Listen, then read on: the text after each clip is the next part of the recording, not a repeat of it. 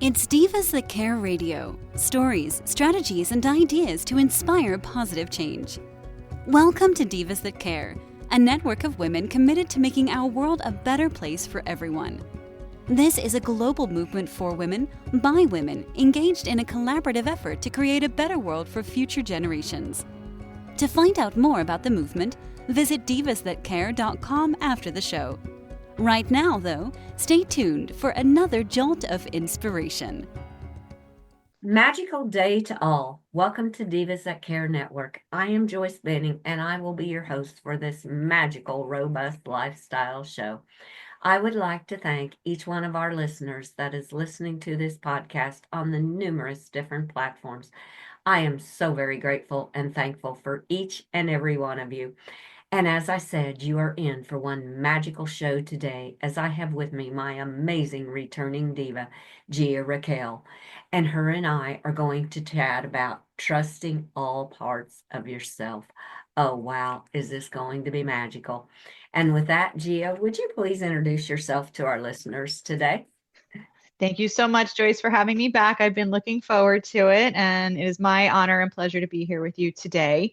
My name is Gia-RaqueL Rose, owner of Airs Above Yoga, and I basically practice personal one-on-one yoga via Zoom or in person, and I am a Reiki master and also am really getting passionate about meditations and guided meditations as well, especially as we talk more and more. That'll come up today, a little spoiler alert for us, how much meditation really helps people get in touch with themselves, which is, what we're all about today, right?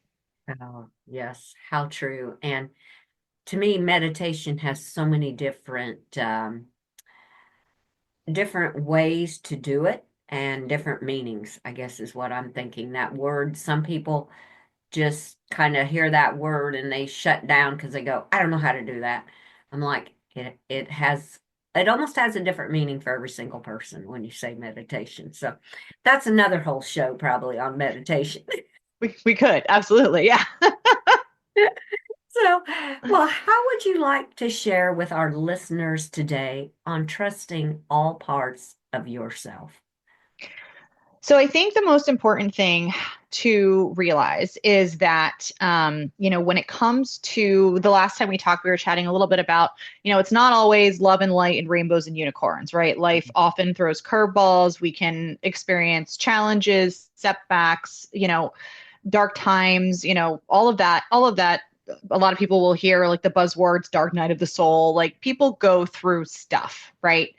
And life happens and it's not always pleasant. So, kind of starting to dive into the less fun aspects that we all talk about and we all kind of deal with and go through. And people handle those times differently. Some people are very vocal, they share with their friends, they talk about their issues, their ongoing situations, whatever their challenges might be. And then some people like really shut down. They may, withdraw from society, hide in their hole, that kind of a situation. And so, everybody tends to be a little bit different in how they process not only situations that they're currently in, but stored trauma or childhood trauma or things that they kind of are internalized that they may not even be consciously aware of. And the way that they respond to challenges, let's say now, could stem from trauma that is, let's say, years prior. So I think that one of the healthiest ways for you to be able to navigate challenges in your here and now in the present moment, which I'll talk until I'm blue in the face as a yoga instructor about and even meditation about how important it is to be in the present moment. But a lot of times our past traumas, our childhood traumas, are whatever it might be for you, dictates our reactions and our future actions by how we adjust those expectations or those traumas in the present moment. So I really want to focus on trying to get people to kind of understand a little bit more about how that comes into play for them and how it affects them today in their choices. Oh, yes. Oh, and how true that is. Because I I was just reading something last night through looking through some different things, and it was, how do you handle the challenges? Do you go, why is this happening to me? Or do you look at it as what can I learn from this challenge? And I truly believe it all goes back to past challenges and how we progress to learn to handle these challenges in our lifetime. So yeah. Oh, I love it. Yeah, and you could, like, yeah, I love the kind of, whether you call it source, God, the universe, whatever you call it, the higher power, the higher self. They always, I've heard this said more often than not that, the lesson repeats itself until you get it right. Like, you don't get Yep. to move to the next level of advancement consciousness if you keep making the same, repeat offenses Uh-huh. over and over and over again. You don't get to level up, right? And I think a lot of those repeat offenses come from, these deep rooted fears, or these deep rooted, a lot of Instagram gurus, as I'll say in air quotes, are on the whole, oh, limiting beliefs, right? That is a huge, like, hashtag trending buzzword of your limiting beliefs, and that you're not going to get past your blockages, your own personal projections of blockages, until you get past your own set of limiting beliefs, and how there are so many different ways to counteract those, through meditation, through mantras, through whatever it is, through all of the things that you and I have touched on in the past a lot too. And I that is 100% true, and I've been working on that myself. But I think that even before, or in as you move through these ideas of limiting beliefs, I really feel like it's super important to integrate yourself as a whole. And you'll hear another few buzzwords that come out around shadow work, and again, that kind of like dark night of the soul idea, and also, like, your inner child wounding. And the things about, when we talk about healing ourselves from all parts of ourselves, it's really about getting in touch with those places within us that we don't want to go, that we shy away from, that we run away from, that we're not leveling up because we're not facing those parts of ourselves. Mhm. Mhm. Oh, I so agree, because those are the parts we want to keep buried inside of ourselves. And in my experiences, those are the parts that are holding me back to progress on, to be really let that light shine that we were all brought in this world to do. Yep. Oh yeah, how true that is. And so to that end, I found, what I wanted to share with you today, because I had a kind of interesting experience when I was meditating. And again, it all comes down to stilling your mind. To be able to access any of these things, you really have to be able to drop inside yourself. And I've said, till I'm blue in the face, about how, if you have struggle quieting the mind, yoga is a great gateway to get into the body. And how, just by doing that, and I'm going to share this because I think I may have mentioned this in the past. We talk about how your body stores trauma. If you don't process emotions, from whatever it might be, if you don't process them mentally, consciously, your body is going to lock them up somewhere. So for, unfortunately, women who may have experienced sexual trauma, it can be stored in the sacral chakra, in the hips, in the lower back, right? For people who have had heartbreak, or fear-based trauma, it can be more in, you'll get a lot of this. You'll get a lot of rounded shoulders and hunched over and hollow chest. So for me, this happened, I mean, before I was even a yoga instructor. After my mom passed away, I remember I was just getting into a yoga practice, and I remember doing a twist. I twisted around to the left, and I just lost it and started crying, like, uncontrollably. And at the time, I was really young. I was new. Like I said, I hadn't even done a teacher training yet. I was new to the practice. I didn't really know why that happened or what was going on. Now, Well, you know. I know. Right. So it was a twist. That's all rib cage. That's all heart chakra. Like, it was definitely from my mom, losing my mom, and from the trauma that inflicted, and how, listen, that was super hard to process. And I'm sure, anyone who's lost a parent, God forbid, lost a child, you know what I mean? Like, those hit about as hard, those hit about as hard as I think anything else does. And so I never forgot that. And I think that it's played a big part in, not only why I became a yoga teacher, but definitely as my my practice has progressed from more of a focus on the physical asana and postures into a focus more on like the meditation. And I'm going to call it spiritual, woo woo, however you want to go, but more into that higher mindset. And because of that, I noticed something that really, really triggered me, not in a bad way, but actually in a positive way. And it was in a meditation that I did very recently where I actually allowed myself in the meditation, and we can talk about how to kind of go about doing this, but I allowed myself to drop down into my body. So you can almost like visualize yourself as a tiny little person, right? Mhm. And the reason that I did this was because I was experiencing discomfort, right? And so I was experiencing discomfort ironically, no pun intended, in that same left side, in the left rib cage area. And it was really like it's always a problem. I have a neck injury of a shoulder, my left shoulder is always a problem. But I was experiencing some like more than usual discomfort.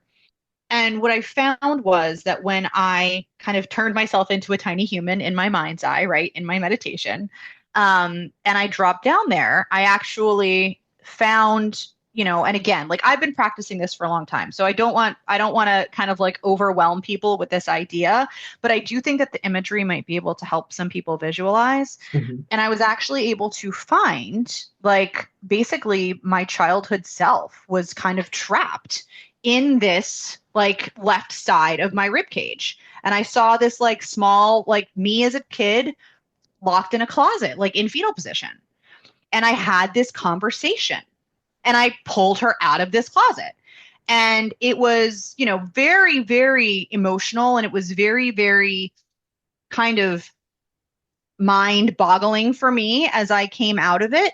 But without sounding like I now have multiple personalities, I brought her back and integrated her in. And now, I'm not going to say I completely healed her, but she is now free to express. And I am now able to have these communications with, I think, the needs that I had been ignoring, avoiding, or running away from since, God knows how long, right? So I know I just dumped a whole bunch of stuff on you. So I just want to know, have you had any experience like that? I hope that resonates for you. I don't want to start to go too far down, the rabbit hole with Alice, if you will. No, I can totally relate because I feel there is so much inside people from childhood that you don't even realize. And when you can get out of this ego mind, is what I always say, and go to that heart space and start to realize what is really traumatizing you or what is really holding you back. Yeah, it's just amazing because then you can deal with it. You start to realize what it is, and it changes your world. It really does because it's almost like you feel more whole. You feel more complete because you have finally dropped into yourself and found out what is holding you back. And it may be something you didn't even realize. I mean, something very small that maybe some other people can even relate to a little bit is I have always dreaded winter, just with a passion. I mean, I don't like cold weather. And I was to the point where I couldn't see any beauty whatsoever in it. And this last couple winters, I've just gone and said, why? Why am I doing this to myself? What what traumatized me so bad? And as a little kid, I was always outside. I lived on a dairy farm. Yeah. And I really feel that it had such an impact on me because I was always so cold. And so I started to say, okay, there's got to be beauty in this. And so in the mornings when I go out, when it's so cold, listen for that bird to be singing. Look at the snow, how it's sparkling. Yeah, it may be so cold, you're in layers and layers of clothes, but it's totally changed how I look at winter now. And I mean, that's something very small, but maybe others can relate to that on how just realizing what really traumatized you and start to be grateful for what is in that part of, for me, the cold weather, just one example, to start hearing the birds sing and be so amazed that they can still sing in this cold weather. And Yeah. so that's just one small example. Yeah, and I love, like gratitude always plays such a huge Yes. role in healing, right? Like just out of the gate, you can always find something to be grateful for. Exactly. Like you can always find beauty no matter what. If you look hard enough, even if you are having, your life is crumbling down around you, you can find whether it's your dog, whether Yeah. it's your horse, whether it's, your cup of coffee, whether it's the roof over your head. Hopefully you have one, like no matter what, there's something food in your belly. You can break it down and you can always find something to be grateful for. And that is huge. Gratitude is huge. But it's also a matter of the self-awareness, right? And we talked about how meditation can help you become more self-aware of like the you and then the deeper you or the higher you or however you want to break that down. But recognizing that you had this child experience, this trauma of being so cold, and like I've been there. I'm not a big fan. Cold intolerant is how I would how I would phrase it. But for me, it's I don't mind the cold as much as I mind wind. Wind and Yeah. I swear in like a past life I died in a tornado or something because I wind and I are just not compatible. Like it's just my nemesis. I cannot stand it. So I like, and you don't know necessarily where that stuff comes from, right? It can be a warm day, but if it's windy enough, I'm still not into it. I'm like, just leave me in the house. Give me shelter. I don't want anything to do with it. Um, but I think that the point of this and what really led me into that like deeper kind of find yourself inside yourself meditation was pain, a pain point, a point of pain. For you, it's cold, right? Yeah. And for me, it was when for in this moment I had this really like more than usual, like screaming out, and that's your body, right? So what I really want, what I hope that people can take from this conversation that we're having is that your body stores trauma, right? Hmm. You can use yoga to tap into that area physically to begin to create a relationship with that pain point, that issue in your body that's screaming, because basically pain is your body communicating with you. It's Hmm. saying, pay Hmm. attention to me, pay attention to this area. There's something wrong. There's something going on that you need, that I need you as your body. I need you as the mind, as the heart to pay attention to hear me. And that's what pain is. And so for me, being able to, and I encourage, like I promise I'm going to do a meditation on this for people so that they can try to do this. But if you find that pain point and you're able enough, practiced enough to begin to meditate, go into your mind and literally take a walk inside your body, go into that place, visualize yourself going into, whether it's your lower back, whether it's your knee. A lot of times knee pain is a forward movement. We're stuck in life. Like there is a metaphor in your body for whatever it is that's going on, and you won't know what you're going to, I did not know what I was going to find there, right?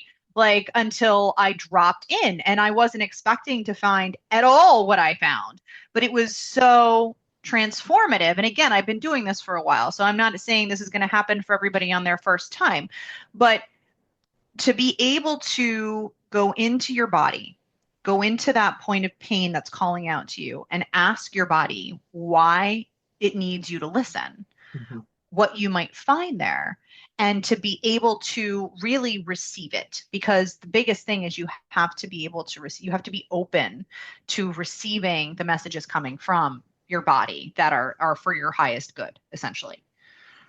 Yeah.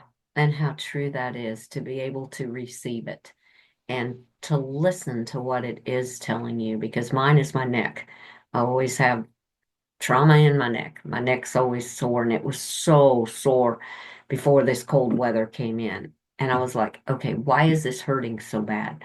So, yeah, it was. And maybe when you get used to doing it, you don't even, you go inside of yourself and you say, why am I hurting so bad? What is causing this pain?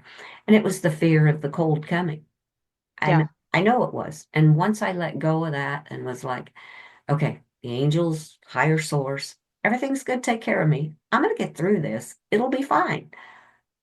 the pain eased. And it's just amazing when you can experience that. And it's you. You have to go to your heart and find the reasons what is causing it. And then you will know you will be able to hear how to fix it. Because Right. higher source is right there helping you get through it. Right. So that's Absolutely. my personal experiences. Yeah. And I have a chronic neck injury, so I completely sympathize with you. And we carry, I'm not even going to say women, men, like we all carry so much tension in our Hmm. necks and in the Hmm. tops of our shoulders. And, like I could go the yoga route and say it's a throat chakra thing and, talking about like your voice and is there a block there? Obviously, I don't think you have much of a block in your voice because we're having this conversation right now. But you never know. Like, listen, we have physical injuries, but I think a lot of Eastern medicine going back thousands of years will also say that physical manifestations of injury, trauma in the body are still going to be some in some way, shape, or form related to energetic Yeah. or mental and emotional, Yeah. right? There's no it's all the same. It's all the same body. It's all the same, whether it's your light body, your energy body, or your physical body. It's all the same body, and it's all coming from the same place. And trying to be able to integrate all parts of yourself, that inner child, any wound that your inner child may or may not have, right? Like, and maybe you had a perfect, wonderful childhood and upbringing, and there's no trauma, no drama, and you're good to go. You may not find yourself there, right? But there's also the whole idea of the shadow self and integrating, accepting the, I don't even want to say negative, I'm going to say dark or the less light things about yourself. And a lot of people think there's a lot of shame around Hmm. that people have. Well, there's there's an ethical code, there's a moral code, there's we are essentially animalistic beings, right? You put us, like, think Lord of the Flies, you put us on an island, right? And we're gonna, the gloves are gonna come off and you're gonna see who people really are. That is in us. It doesn't matter it doesn't matter how blessed you are here in this plane of existence. If what hits the fan, the gloves come off. If it's you or me, it's me, right? And that Hmm. is it's Darwinian. That is intrinsically, we are animals, right? At the end of the day, and we are well-fed animals, and we are well-clothed and well-bedded animals. But even if you don't feed your horses for a couple days, they're not going to be too happy with you, are they? Right. Yes. Right? Yeah. And you think of like the most docile, gentle creatures. You put food in my horse's stall, ears pinned back, and he is a grumpy, horse, right? Like there's that inherent natural aggression in all of us. And I like to Mhm. kind of link that to that shadow self, that our dark aspect to our light. So I always love to say this. The people that have the greatest capacity for light also have the greatest capacity for dark. And it's true. And it's just the choices they make and the situations that they find themselves in, but also the choices that you make that determine which direction you go. Remember there's a Native American proverb about the wolf and which one you feed? Yes. It's the Yeah. same idea, right? It It's the is. same idea. Hmm. And so getting comfortable with your shadow self, that dark aspect of yourself. There's a lot of talk about like the dark feminine, but really integrating with yourself, acknowledging, accepting, knowing it's there, and making choices that incorporate that knowledge will generally be able to give you, again, trust in all parts of yourself. Yeah. Because if you're running from it and avoiding it, chances are it's going to kind of chase you. Hmm. And if you don't integrate all of these different aspects of yourself, you're going to then create these limitations, create these blocks. You're going to be running from all of your energy. And this is one of the things that really screamed to me. How much energy am I unaware that I'm using to avoid these parts of me within myself? And if I integrate them safely, with conscious effort, thought, love, and bring them together, how much energy do I then have to create, to give to the world, to help others? because I'm just wasting energy running from a part of myself that if I just turn around, face it, right? Turn around, find your inner child, face that dark part of yourself that maybe made decisions that you weren't, like in your adolescence or something that you weren't necessarily proud of, that part of you is in there and alive and well, and give her a big hug and, tell her it's going to be okay. Yeah. Oh, how true that is. And just, I love how you said acknowledge that shadow and how much energy we put to try to keep that shadow down there and not acknowledge it, where that energy can use to bring light to it and to help shine the light out into the world. Oh, I love that. That was awesome. Gia, as always, this show goes way too fast.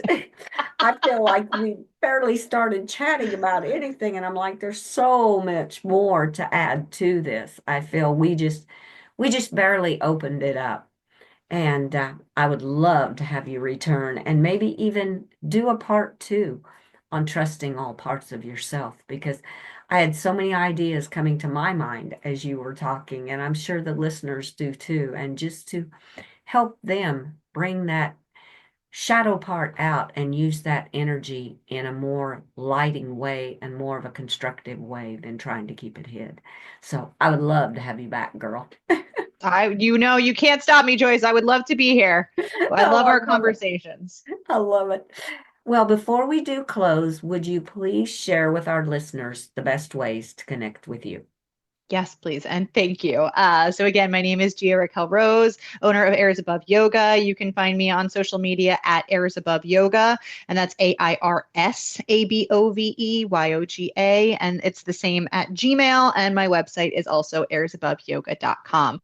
And I'm happy to help you with guided meditations and, anything to help you kind of get in touch with and integrate these amazing parts of yourself that deserve as much love as the light.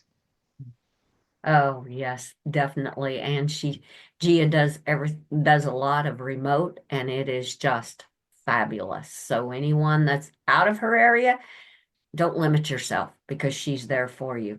Zoom calls are amazing. Thank you. Thank you, Joyce. I appreciate it.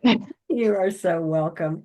And I want to wish you a very magical, magical days with you and all of your animal families until you and I connect again on Robust Lifestyle Show. Thank you, Joyce. And may you have just untold amounts of blessings fall in, on, and around you at all times from this day and all the ones that follow. Oh, thank you so much. How sweet of you.